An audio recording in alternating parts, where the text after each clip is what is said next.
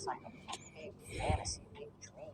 I still look at them like here, but to me, that's fun. I love being starstruck. It's inspiring to me. I get it. Some people are like, oh, they're just they're normal people just like you and me. Like, no, they're not. Yes, they have arms and legs like you and me, but what's different is here. They're different here. They're cut from a different cloth. They got a different mindset, different heart. Some people would say that you are cut from a different cloth though as well, and like there are things that separate you from all of your competitors who you were coming up with, right? What do you think that is? I don't know. I can't feel what another person feels inside of them, but all I know is the passion, the love, and the fire that I have inside. It's intense, man. It's a lot. I can't help it. It's an addiction. I have to skate. I'm compelled to skate. Like I'm depressed if I can't skate. I would imagine it's probably similar for Kobe or Jordan, or name whoever, because you become very unbalanced. There's a lot of family relationships I never cultivated on because I was too locked in, or certain things that I never experienced that maybe my friends who weren't living that kind of way experienced. You had a child at a fairly young age, 23, 24 years old. How did that change how you thought about your professional life? It really didn't change too much how I thought about my professional life, because at that time especially I was like fire hot in my prime. Earning potential was great. It was more so on a human level. Like, I knew that I could give a child love and care for a child, but like I also knew that I was still a child, and even still now I'm learning. I was 12 years old, and I'm still in the same career from when I'm 12 years old. So like, there's certain things about me that are still basically stuck as a 12-year-old that somebody else may have learned not living the way I was living. Like somebody who had to grow up and mature and go to college and have different experiences, and you learn certain dynamics. Somebody who had especially their father. I knew my father my whole life, but I didn't know him. I wasn't raised by him. He was sort of in his peak or his prime at that moment during your childhood, and obviously that affected the amount of time that you would spend with him, the relationship that you guys ultimately would have. Did that weigh how you approached parenting? Yeah. No, I have no animosity and anger towards my dad, especially now, having had the type of career I have and having so many similarities to our careers as far as time consuming and travel wise and the attention span that it takes to be great at your craft. But when I would see my dad, I would be still kind of like nervous, like okay, I'm only going to have this amount of time with them. Want to do Disneyland, do this and that. Whenever I see him, it was like, okay, we have to do something.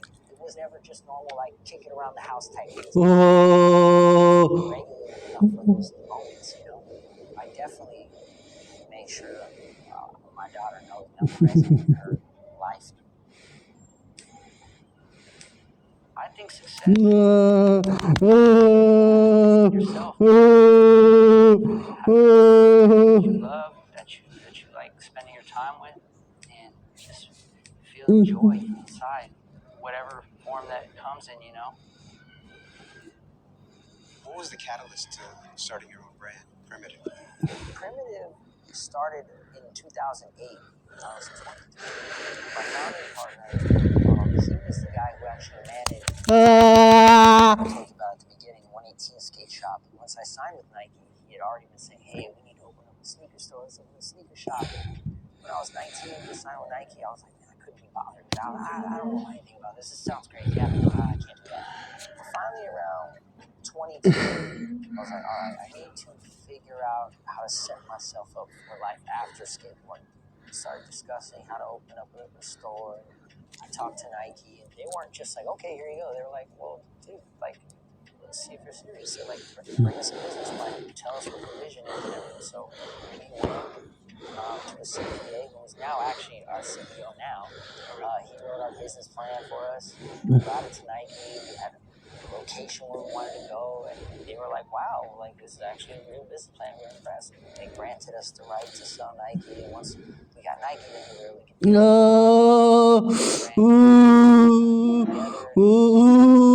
knew like Melrose and Fairfax was already like locked down by those guys over there. I'm like, but like Ventura Boulevard, that's our Melrose and Fairfax of the Valley, so let's have a spot out here.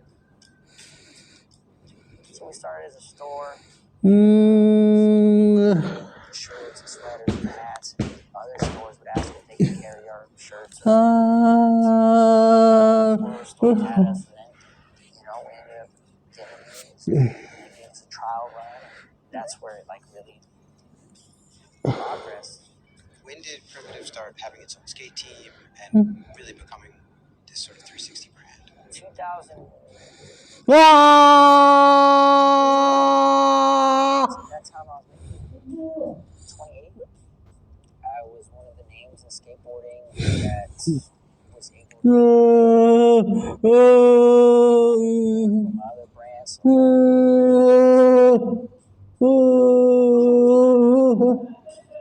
Establish ourselves now. Skateboarding is our industry. As you progressed in your career, you have diversified your revenue streams and created a number of different businesses on the side. One of them that was sort of fairly big success was the beer brand, St. Archer. How did you get involved in that?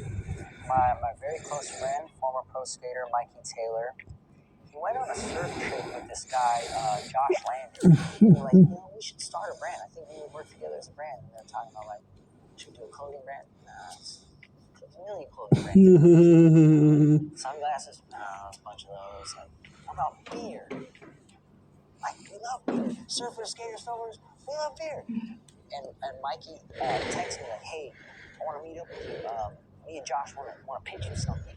All right, cool. So I go meet up with them at a Starbucks in Thousand Oaks. And we want to start a beer brand. And I'm like, cool, let's do it. And we had no idea what this entails, but we're like, think about it.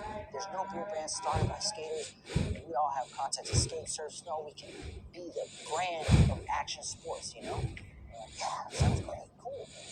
So we start going down the process, investigating what it takes to start a beer brand. Contract brew where other people who make beer brew for us, put our labels on the bottle. We're like, oh yeah, we just do it like that, we'll sell them. And then we found out the margins on that were like pretty much nothing. We had to sell like astronomical numbers just to make any type of profit. So we kind of lost the wind out of our sails, but we went down the path of seeing what it would cost to open your own brewery. We found out what those numbers were and we set out to go raise some money. I'd never been a part of a capital raise before. I didn't know what that was, So first initial invested our own money to get Josh so he could quit his job, move to San Diego, and go full with St. Archer. So he was a beer genius, and he studied the game and knew everything about it. He went after it. We ended up raising that money, and we ended up opening up our own brewery. Maybe 2.5, 3 years after it opened, Coors came knocking, Budweiser came knocking, we did a little bid. Coors felt like the better match and ended up letting it go. On the one hand, it's incredible to exit from a business very quickly. On the other hand, one has to be concerned that they're leaving stuff on the table. So what were the sort of considerations in your head? The way I understood it at the time is we can either consider selling now to one of these big brands, make really good return on our investment, or we can try and grow like we saw some other craft beer brands and be worth 100, 200, 300 million, whatever the case may be. But that would take us raising $1 million, and I didn't know at the time, it took me a while to understand it, raise that kind of money, you can't invest to keep up with that raise. Your percentage in the company gets diluted. You will lower your percentage of ownership. So we were like, let's do this.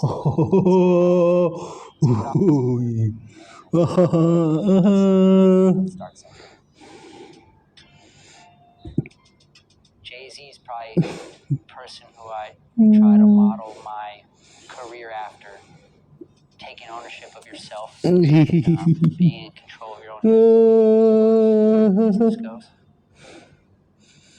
Were there ever any deals that got put in front of you that you just felt like, I can't do this?